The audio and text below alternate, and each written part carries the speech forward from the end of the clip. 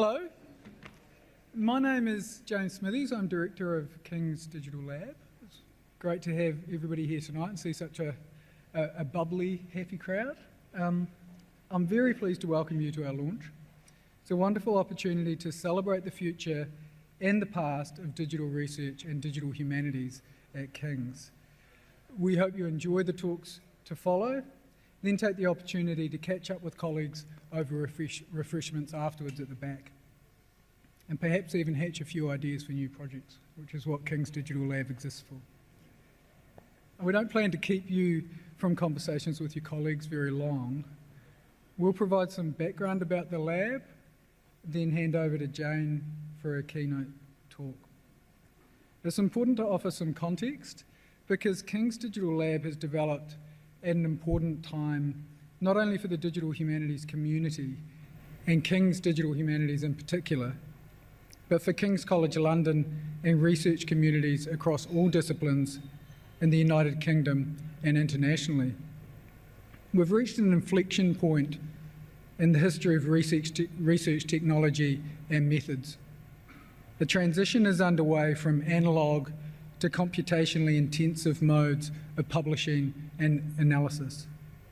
And it's important to reflect on the strategic and operational realities of that.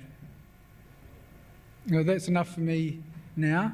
I'll say a few more words after some comments by the Principal of King's College, Professor Ed Byrne, and Vice Dean of Research in the Faculty of Arts and Humanities, Professor Paul Redmond.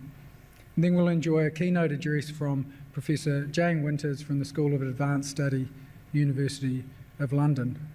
And then we'll adjourn. You can catch up with your colleagues over some drinks. So, Ed.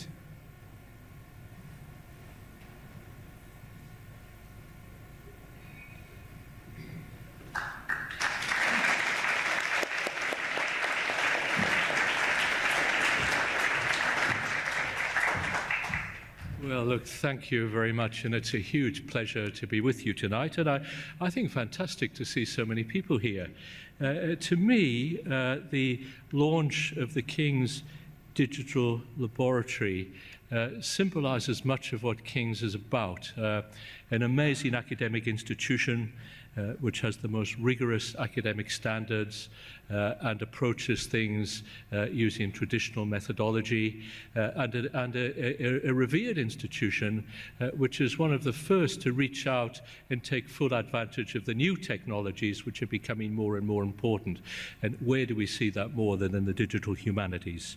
So the launch of the King's Digital Lab symbolises many of the things that we pride ourselves on: innovation, interdisciplinarity, connection to London and the world, our unique physical position, our wide connection to scholarly communities in many countries, and, as I've already alluded to, a determination to explore new ways of producing great research. The lab is an important symbol of how King's intends to thrive in an increasingly uncertain world, one heavily influenced by technology and automation, and a world where we are challenged daily in challenges to traditional notions of research and civic engagement. And I think most of us feel that this is an accelerating process, perhaps in the last 6 months more marked by the month. I won't be specific. So the world is entering a time of profound change. We can mention any number of things: climate change, changes in employment patterns, increasing challenges to health and well-being, the sustainable development and reasonable standards of life for 10 billion people, complex relations between nations, religions and cultures, increasingly complex interactions between communities, an increasing tendency to move from the global view of the world that most in my generation have embraced, perhaps a little back to the nation-state view that pertained decades ago, the increasing importance of universities as beacons of light and learning, in Disraeli's words, as centres of the type of thinking the world needs to go ahead and the need to make that type of thinking and our thoughts available to broad communities. Technology is a primary driver of these changes, in some ways perhaps the key enabler, and an important way also in which negative outcomes can be ameliorated. Future citizens of the United Kingdom, many of them currently at King's, will need to understand how technology works, how to work in technologically intensive teams, and how to balance the need for the private life of the mind with an always on public digital persona. I think many of us are still struggling to come to terms with that.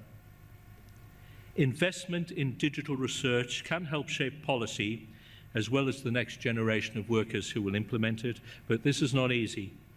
More needs to be done by universities to enable the transition from analog to digital forms of research, focusing on quality and continuation of methodological traditions developed over hundreds of years, traditions that are robust and are at the heart of our pursuit of knowledge. It is important our researchers have the support they need to produce competitive funding proposals and excellent digital outputs, increasingly important. Now, King's Digital Lab achieves this in spades, conceived as not only a digital laboratory focused on external grant capture and a producer of digital scholarship, but one that rewrites the playbook, rewrites the story for how such labs are designed and managed in a way that we can perhaps help others progress their own journeys. The holistic approach to software engineering, data analysis and data visualization in the lab, the establishment of robust software engineering career paths for its staff. It's focusing on enabling all staff across the faculties of arts and humanities and social sciences and public policy, regardless of their level of technical ability, possibly even people as poorly limited as me in the technology space, but that may be too hard a challenge. And the commitment to both sustainability and experimentation. These things offer a world-leading model that balances our commitment to quality research at King's with agile mental attitudes commonly found in cutting-edge commercial startup ventures. I think most of us who've traveled around the world now have seen the incredible excitement in Silicon Valley type activities and universities that model their innovation around them. We see the agility, the way that people problem solve, and it resonates in terms of the lateral thinking to that we've always had in universities, but we haven't used the technologies as fluently as some other groups do, and the King's Digital Lab is a big step and remedy in that. So this balance of innovation and tradition is in many ways the minimum requirement for universities seeking to retain their position at the leading edge of 20th century thought, research and innovation. Making investment in teams like our King's Digital Lab is essential for growth. Nowhere in the world that is serious about its level of ambition and commitment to society is standing still as this story is written. The needs it symbolizes apply to all disciplines, but the fact it has emerged from the Faculty of Arts and Humanities should not come as a surprise. The blend of critical awareness and technological maturity represented in King's Digital Lab offers a glimpse of the future, of a generation inspired and informed by the past and enabled by the best tools, methods, and thinking of the present. It is truly an exciting vision, and I am so proud that King's is leading the world with it. So congratulations from me on behalf of the wider King's community to all involved in the creation of the King's Digital Lab. This is an exciting launch. Well done.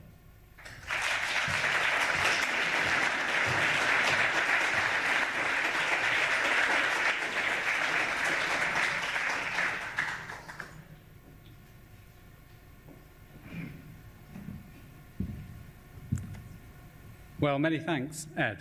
Now, as James has said, my name is Paul Redmond. I'm Vice Dean for Research in the Faculty of Arts and Humanities where the King's Digital Lab is based. But the lab, of course, will be a resource for a wide range of disciplines. So I'd now just like to take a moment to add a few words on behalf, perhaps, of the Arts and Sciences faculties more generally. The establishment of the Digital Lab represents significant new investment in an area in which we have an established track record of achievement. Indeed, we are proud of King's contribution to the development of digital humanities as a discipline. It's a field that continues to see significant global growth. So much, indeed, was clear from the last major International Digital Humanities Conference in Krakow in July this year, which attracted over 900 people. The number and range of projects on display at that event was, I think, a startling indication of the importance of digital tools and methods to the future of the arts and humanities. And something similar is happening in the social sciences. Researchers in these disciplines are increasingly aware of just how important digital techniques can be to understanding the everyday worlds of politics, economics, culture, and the media. It's thus the case that having the ability to produce high-quality digital products is vitally important for disciplines across the humanities and social sciences. These products are many and varied, as many of you, of course, know. They include, of course, digital archives and databases, maps, manuscripts, and mobile applications, but also data analysis, visualization, soon enough, I think, also the more widespread adoption of augmented and virtual reality tools.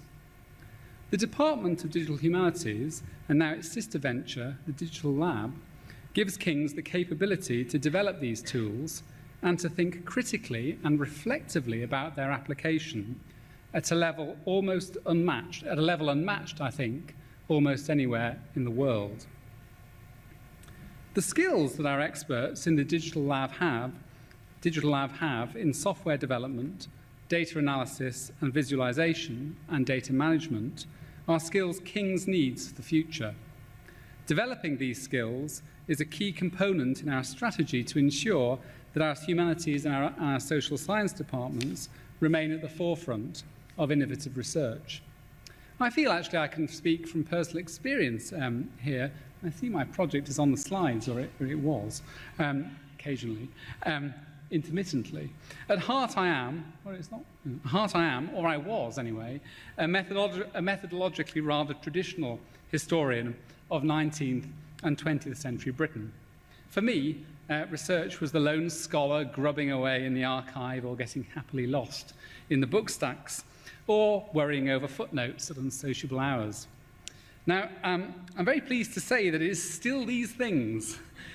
Scholarship is still these things, and it is still these things for me, at least. I love a good meaty footnote.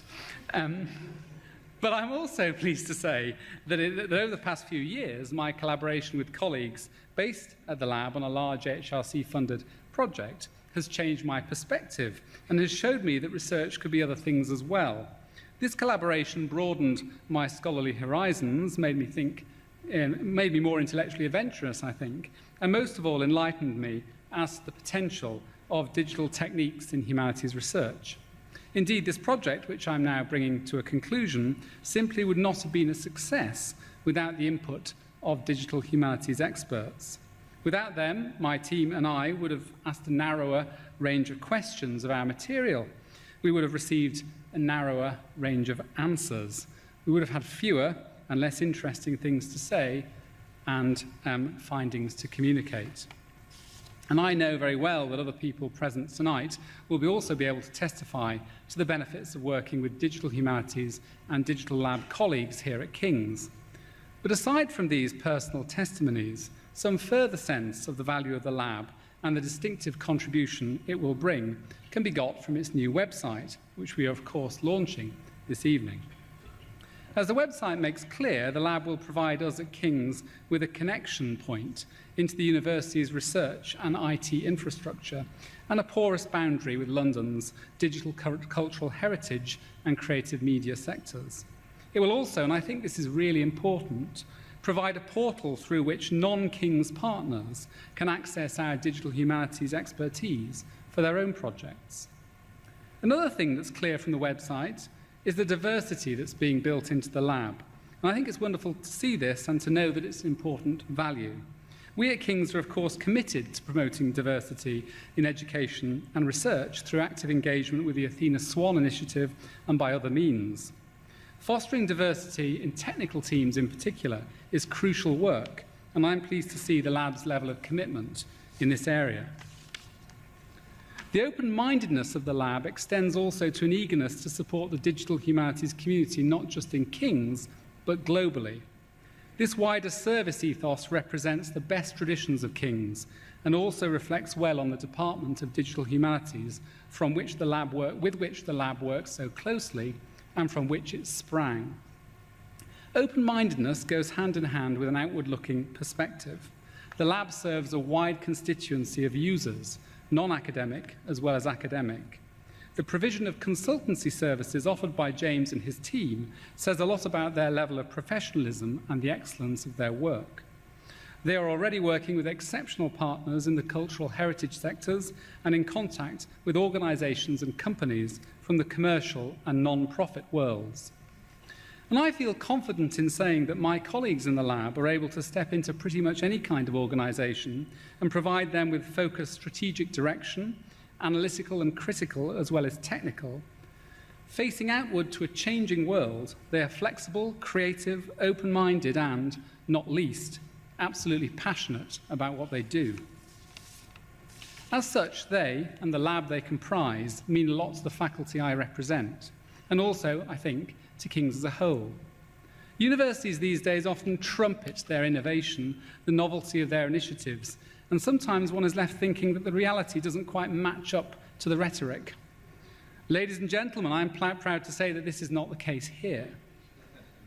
Building on King's tradition of outstanding achievement in the digital humanities, the lab represents, in its values, ambition, and commitment to excellence, a genuinely path-breaking and excitingly new departure for King's.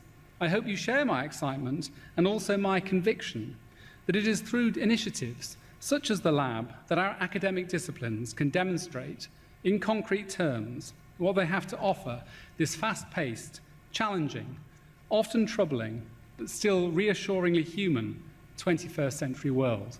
Thank you.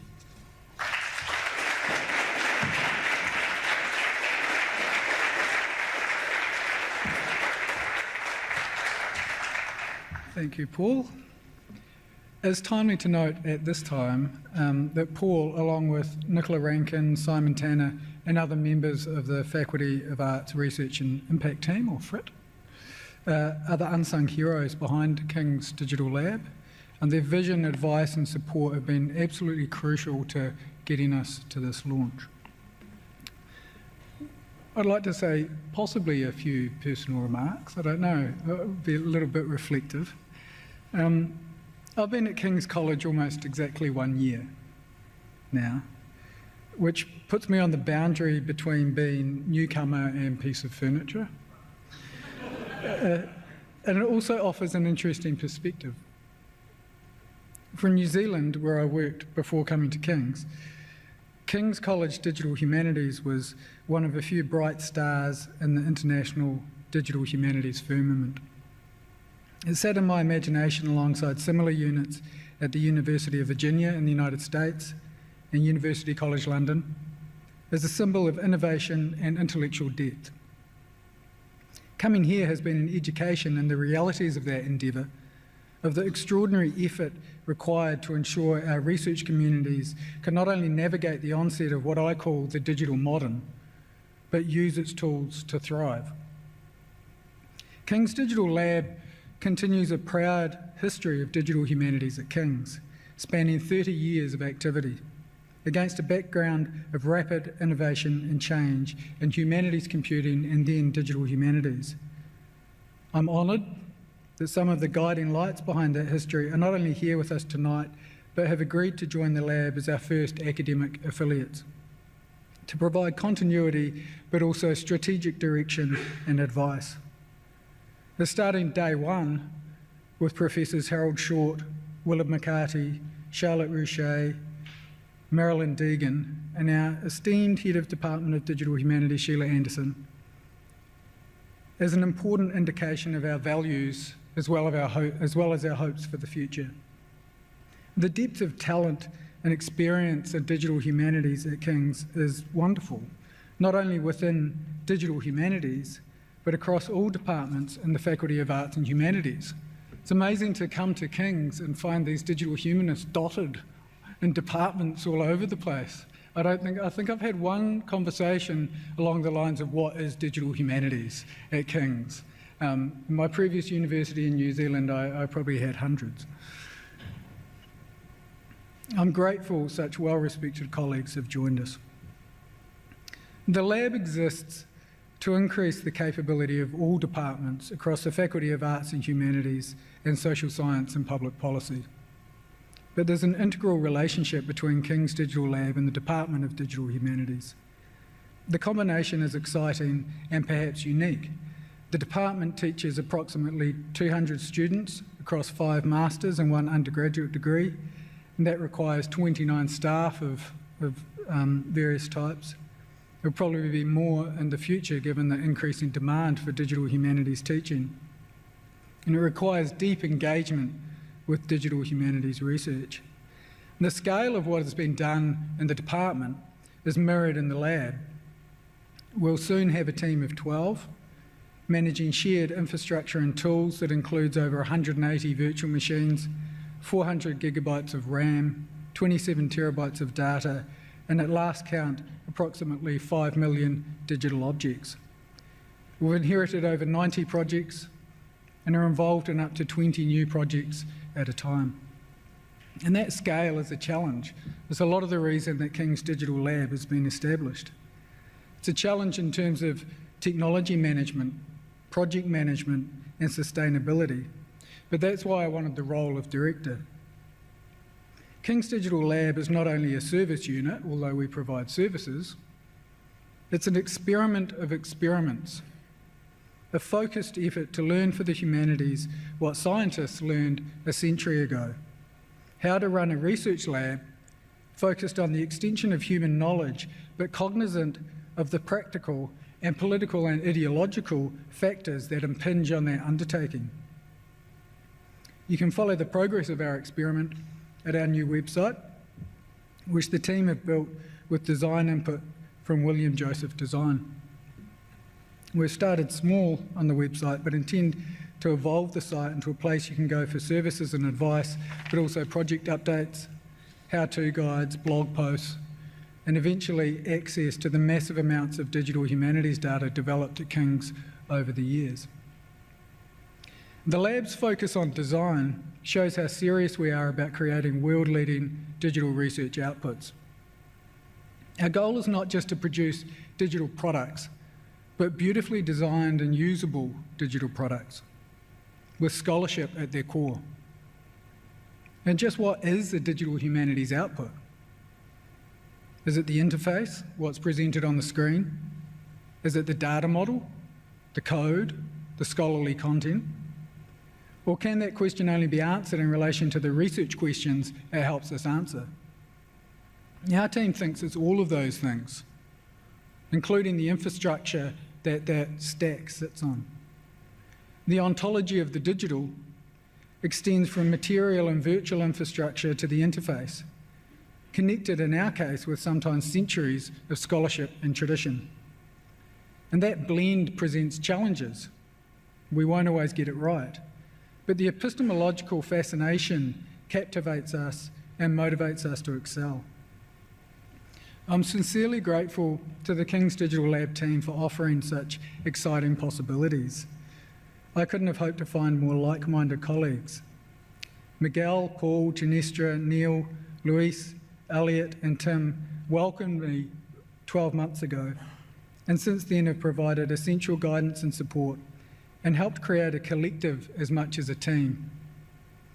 King's Digital Lab exists because of technology, but is utterly dependent on the commitment of a wonderful group of people. As we've grown, we've welcomed Pam, Tom, Anna Maria, Tiffany, Karina, Jeffwa, and soon Ariana. I've come to realise, even accepting the research projects, events, internships, and workshops that will be enabled, that the culture we're developing is probably going to be our most important contribution to the scholarly community in the coming years. We invite you to join us to build that culture, experiment with technology, and answer your burning research questions. So that's my little bit. I'm now honoured to introduce our keynote speaker for the evening, Jane Winters, Professor of Digital Humanities at the School of Advanced Study, University of London. Jane is responsible for developing digital humanities at the School of Advanced Study. She has led or co-directed a range of digital projects, including most recently Big UK Domain Data for the Arts and Humanities, digging into linked parliamentary metadata, traces through time, prosopography and practice across big data, all topics that could really work in the lab, I must say.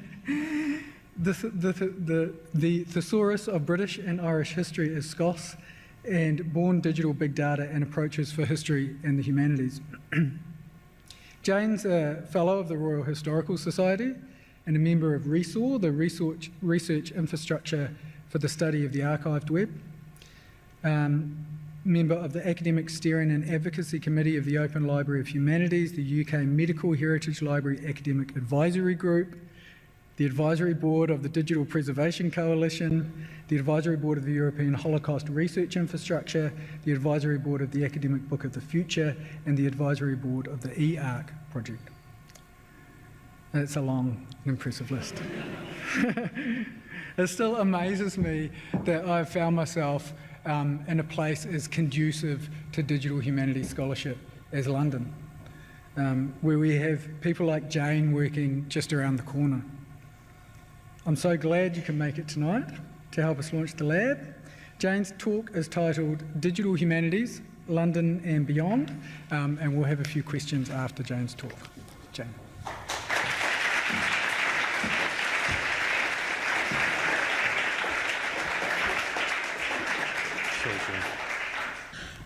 Good evening, everyone. Thank you very much to James for the invitation to be part of this wonderful event this evening and for that fantastic build-up. So thank you very much. The University of London, and more specifically, the London Arts and Humanities Partnership, is home to an extraordinary constellation of digital humanities knowledge and expertise. London was among the first universities to recognise and embrace the transformative potential of digital research and scholarship. King's led the way in humanities computing from the early 1970s, with the baton subsequently taken up by pioneers like Harold Short, Marilyn Deegan, Willard McCarty, Andrew Prescott and Sheila Anderson.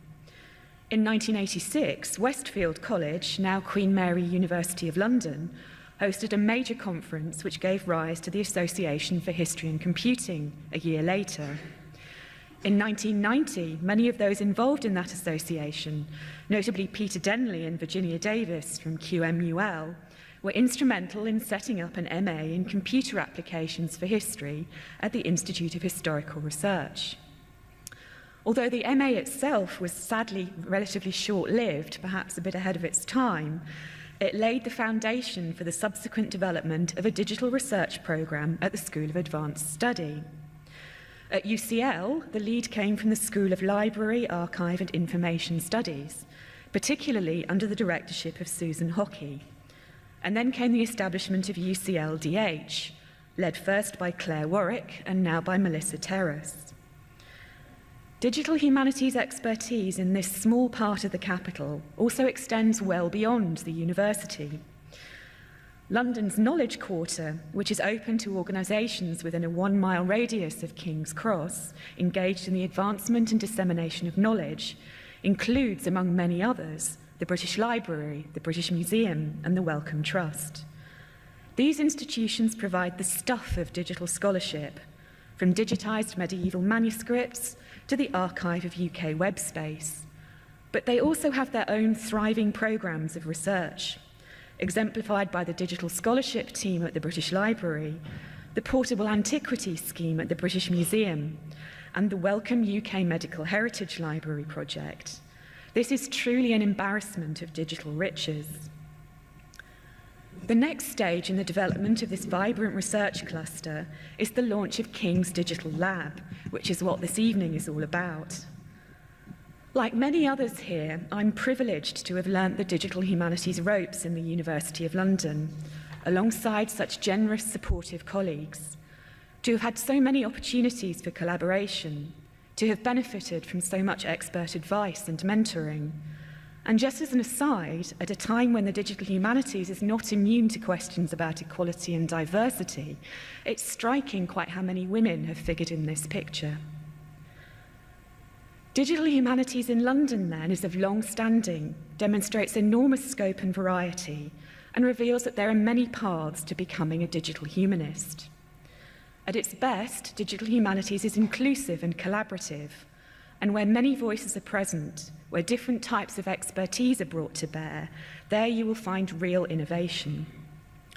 It thrives in an environment of opportunity, transparency, openness, and collegiality. My own route into digital humanities was slightly unusual in that it was via academic publishing, specifically what in 1996 we called e-publishing, and it took quite a long time for that E to disappear, at the Institute of Historical Research. This included traditional forms of publishing, certainly, but very quickly came to encompass the communication and dissemination of research by digital means, then the development of digital tools and resources. It involved a particular focus on digital editions, which has always been such a great strength here at King's, on open access and on the aggregation and linking of data, again, themes which run through the work of the lab. As someone based in a very small institution, access to the networks of digital expertise available in this stretch of London, from the Strand to the Euston Road, was invaluable. There were always people to ask for advice, people who would tell you whether you were onto a good or more likely bad idea, people who might not have been able to help you themselves, but knew the person who could. Throughout my career, these exchanges have been marked by generosity and by a commitment to working together to advance the discipline. Lest this all seem a bit London-centric, another of the hallmarks of digital research here at King's and elsewhere in the university is collaboration across the UK and internationally. The mission of the new digital lab captures perfectly the outward-facing nature of digital humanities.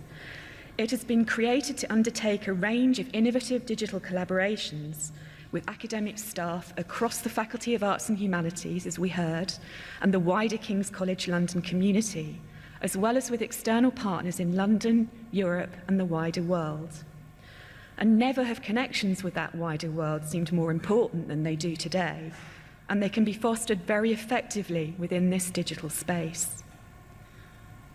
The importance of building networks and fostering international and cross-sectoral collaboration, and what we stand to lose if we don't, was brought home to me recently by the impressive work that has gone into archiving social media related to the Paris terrorist attacks of just over a year ago. This was a national event, but one which involved and was commented on by people from all over the world. Capturing and preserving a record of this comment is vital to our understanding of what happened, of communication flows, and of how different individuals and organisations reacted to what was going on.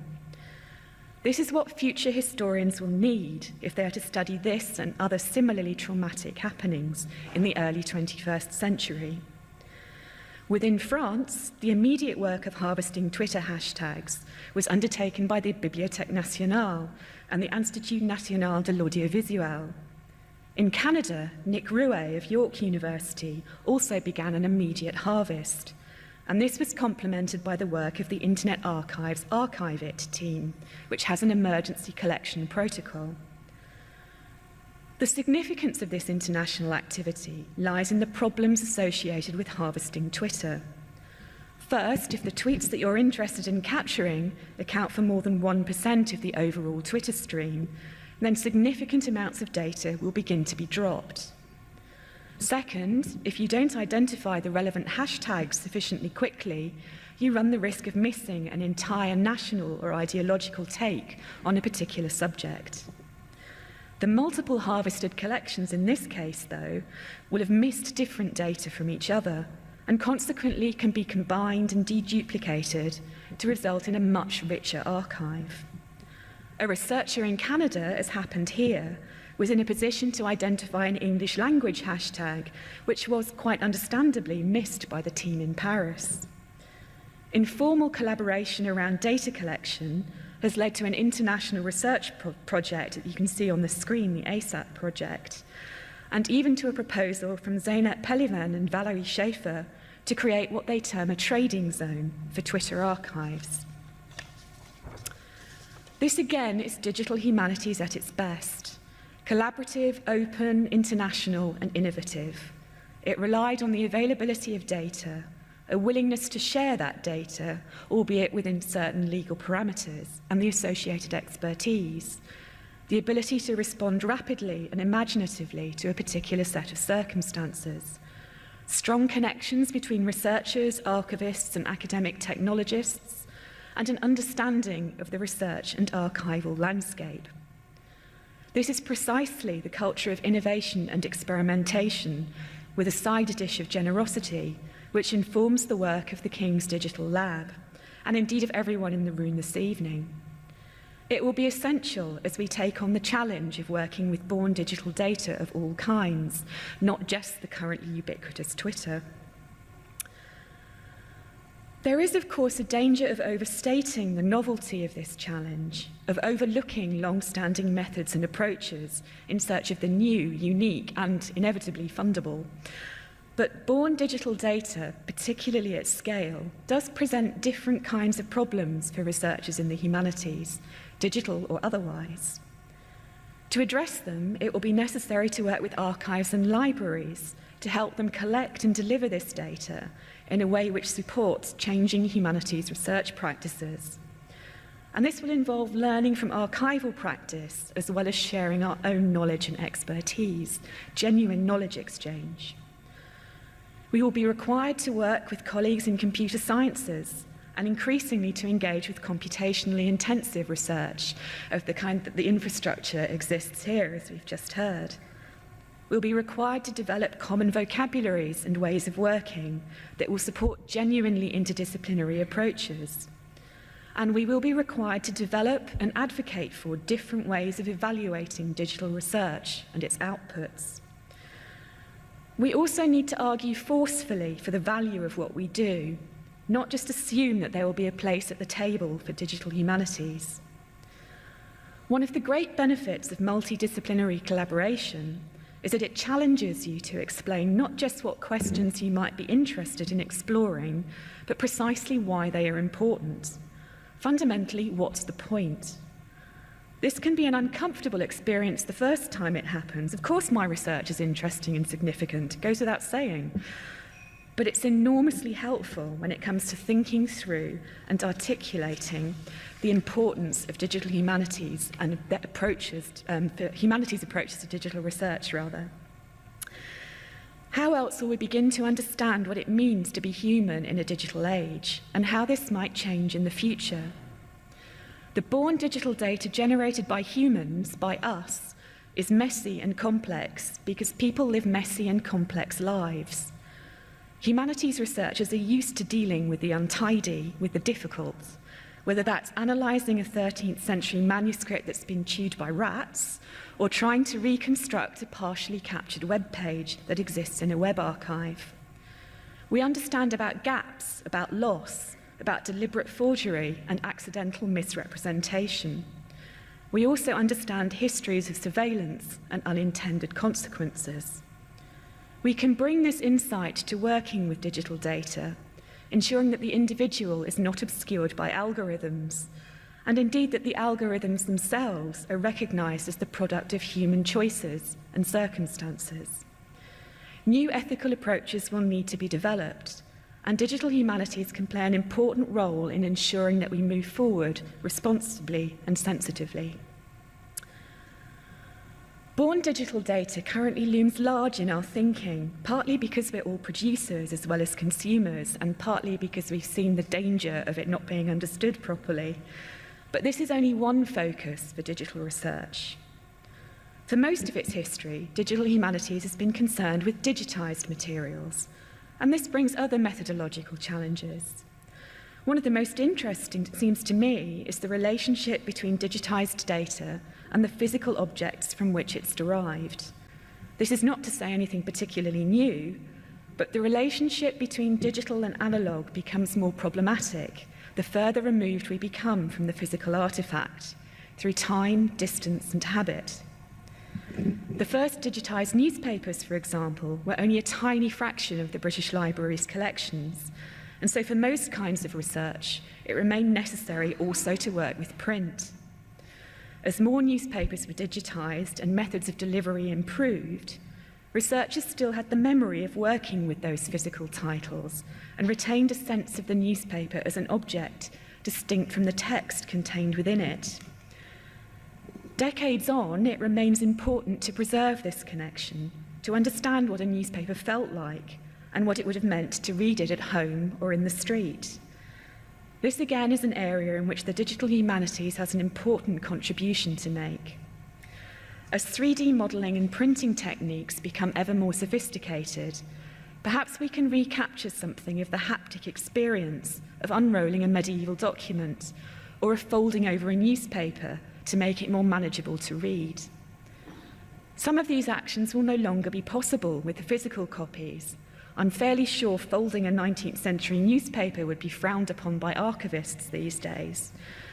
So digital scholarship may be the only way to model aspects of the original user behaviour. We can gain new insights too, exploring signs of damage on the inside of a suit of armour, not just the outside, or wear and tear on domestic objects, as simple but important as a bowl and spoon. Virtual reality, as was mentioned earlier, holds out the prospect of different kinds of interaction again.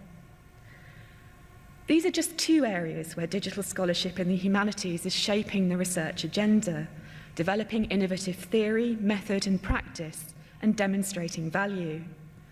There are many more which can be explored in a responsive and explicitly experimental environment, such as the one here at King's Digital Lab.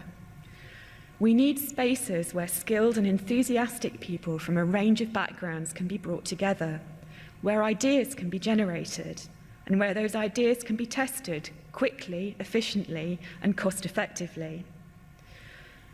Even more importantly, the ethos of the research lab and the hacker zone is tolerant of failure. Indeed, it recognises that failure can be as important for the advancement of a discipline as success. We should not be afraid to fail and to share that failure publicly in a spirit of transparency and collegiality. Digital humanities is sufficiently robust to support this kind of openness, alongside openness around its published outputs. I'd like to finish this evening by briefly mentioning the audiences for those diverse published outputs. The commitment to open publication and sharing, which is at the heart of digital humanities, has both amplified and altered the audience for research. The act of making something available online places it beyond the control of its creators in a way that is not true of a monograph held within a university library. If published under a sufficiently open license, it can be read, downloaded, shared, reused, or remixed.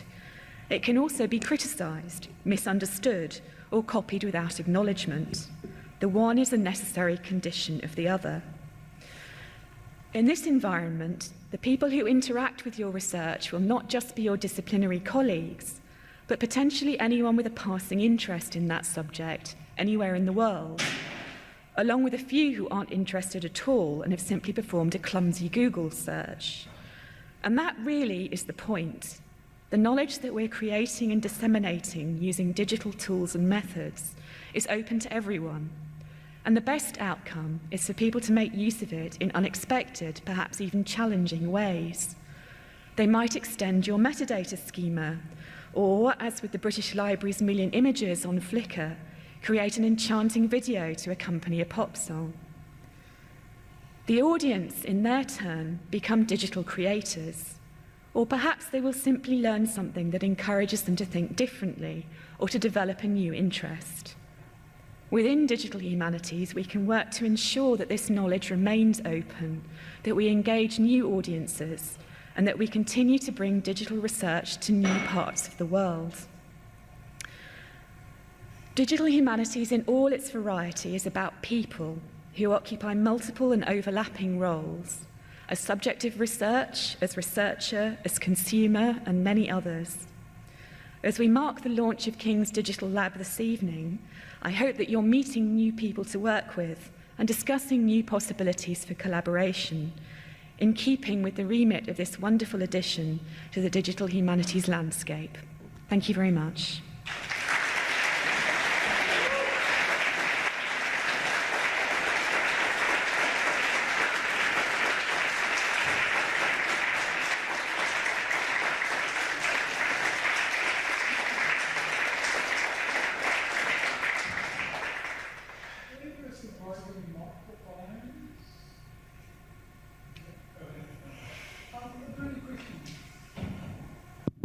Probably want to get back to their wine, don't they? I have a question.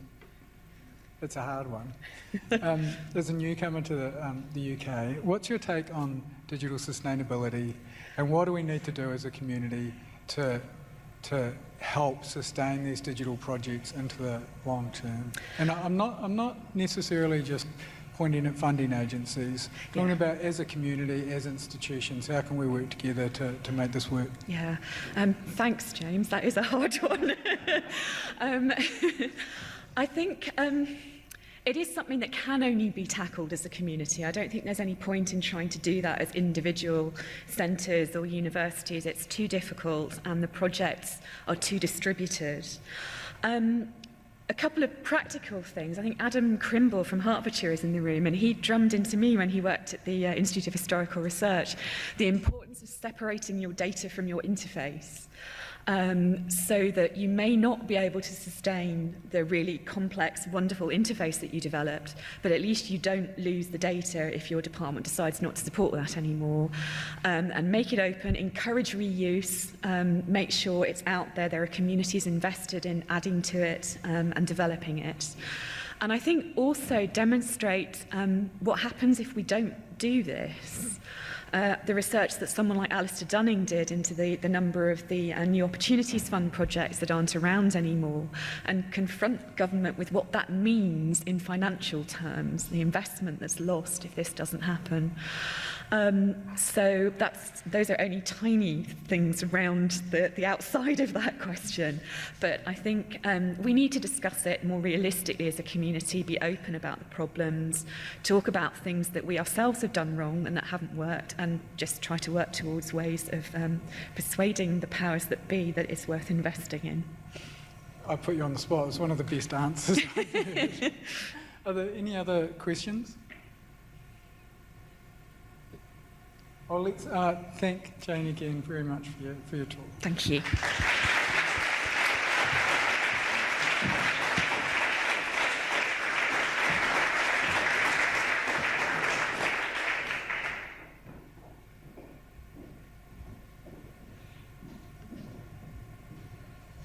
Neil, do we have a browser?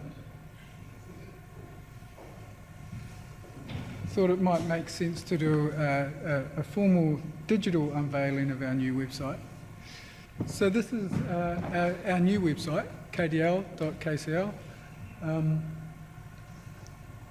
This is the go-to point to learn about who we are, what our services are, what our philosophy is, what our values are, what you'll get if you knock on our door or send us an email. And it will be getting extended, built out, as I said earlier on. People from William Joseph are in the audience, I think. This is an example of one type of thing that we want to do, is that we want to enable high quality design in the digital humanities. And one way of doing that is to have in-house designers. We'll soon have 2 user interface and user experience designers within the lab. But we'll also work with external design agencies as well. And it symbolises what we're trying to do from top to bottom of the lab in a way, that we don't just want to take the existing digital humanities tradition and those scholarly traditions, we want to extend out and start collaborating with the wider digital media industry outside the college outside London and in the world generally. So thank you very much again for attending our launch. Thank you to Professor Burns, Paul and Jane for speaking, and let's adjourn and have some more drinks and chat about projects. Thank you.